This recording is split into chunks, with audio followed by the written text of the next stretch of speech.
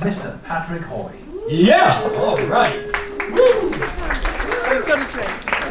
Welcome, everyone. We are so glad to have you here tonight. I'm going to give a big round of applause to a special person, Mr. David Roper, who did the vocals for that. Hello, David Roper from 4 Hooks and a Piano. In fact, we have all 4 hooks and a piano, who are going to be here through tonight. So, I want to also thank a couple of other people, Knitting Circle people.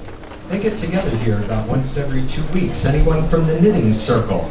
I see you down there with your balls and your knitting needles. All right. I want to thank the Aga girls. You know James McIntosh used to work with Aga. He traveled around the world with them, traveled around the United Kingdom. So thank you girls for being here tonight and helping with everything. The producers of our show, I want to thank also you, 4 Poofs and a Piano. Tonight, we're going on a journey, a really fun journey. It's a fairy tale, in fact, and it involves princes and toads and love and happy endings, as all fairy tales have. But the main reason that we are here tonight is for the worldwide launch of Knit and Nibble by my very, very dear friend, yes, that's right, Mr. James McIntosh.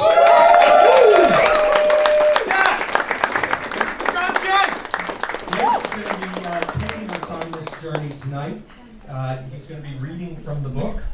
He's going to be telling us some stories, and like in all fairy tales, there are ups and then there are downs, and lots of downs, but then we're going to go up again, and we're going to find out how these 2 princes came together and how they supported each other and how this beautiful book, Knit and Nibble, came about. So, without further ado, my dear friend, Mr. James McIntosh.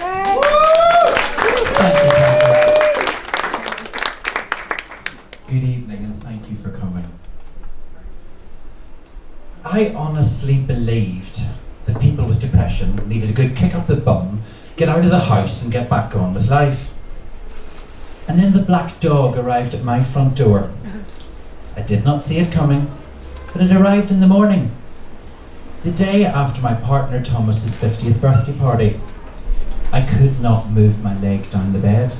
I was not lazy, I just could not move. I was diagnosed with a severe depressive episode. Life-loving me? What? Did not make any sense. Things had bottled up, one thing after another, and then the final snap came when I was betrayed. It was too much to bear.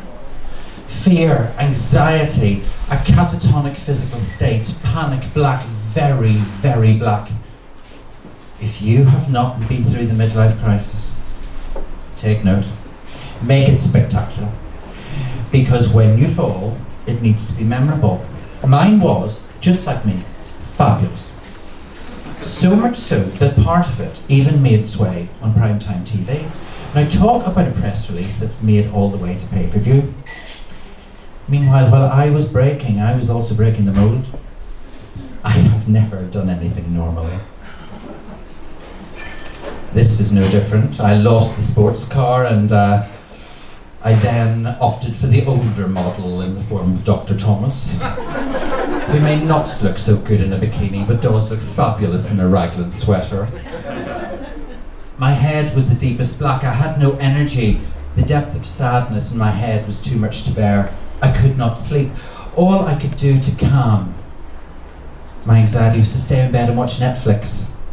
I spent a year in bed. I could not get out. Thomas loved me through this, and as a doctor himself, he was aware that I was acutely ill. I don't remember why I started to knit. But I found 2 chopsticks and a ball of string. I watched the YouTube and I learned how to cast on. Before I knew it, I'd created and knitted something or other. I showed it to Thomas. He's German. And he said, "Let's get the wool, ja." So I started to knit a jumper on 12mm needles in beige alpaca. It's a niche thing. The resulting product is somewhat shapeless. But this will live as a trophy to my health for many years to come, albeit at the back of my wardrobe. Why do moths never eat the ugly things?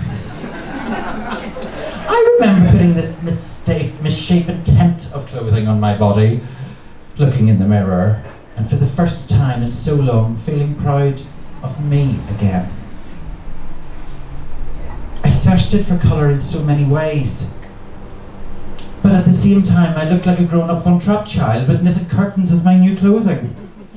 I wore it around the house every day, and my neighbour upstairs tried to show well done, but the Lucas still mentioned it at drinks parties. See, this jumper allowed me to feel human again. A deeply precious and intimate feeling. I phoned my mum one day and I said that my head was like a metal box, that the hammers inside, they won't stop, and Northern Irish mums, they're great ladies. Within a few hours, Mum was here in the posh part of Peckham. We started to talk, I started to get better, we went to Jordan Lewis, Mum knit the ribs, I did the stocking stitch, and Dr. Thomas put it in the boil wash. I had to start again, both with my freelance business and with that boil wash item.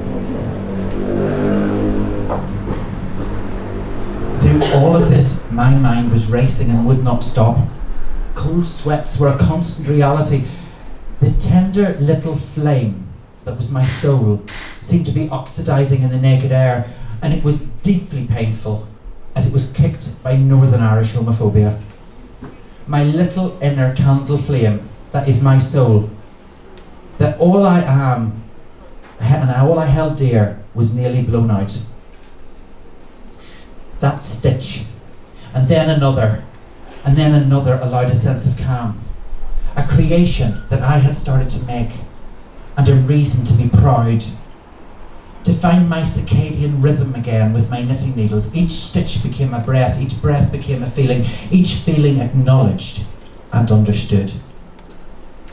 The tablets are not a quick fix, and nor are they happy pills, thoroughly boring pharmaceuticals. But they give you a baseline, a middle C, the lattice on which I was able to start to stand. Side effects too, dreams so vivid yet cathartic, metallic tastes, nausea, an enlarged tummy. Slowly the knitted items grew from my needles, my confidence was growing too. The tatters of my mind were being knit back together. I was able to leave our home again. I was able to live. Like the snowdrops in early February, I started to emerge again. A living, functional creature. I learned to talk about my feelings. To realise that my feelings were valid no matter what other people said. That they were mine and they needed to be understood. A stitch in time saved my mind. I call it knittation. Thank you, Thomas, for loving me in sickness and in health.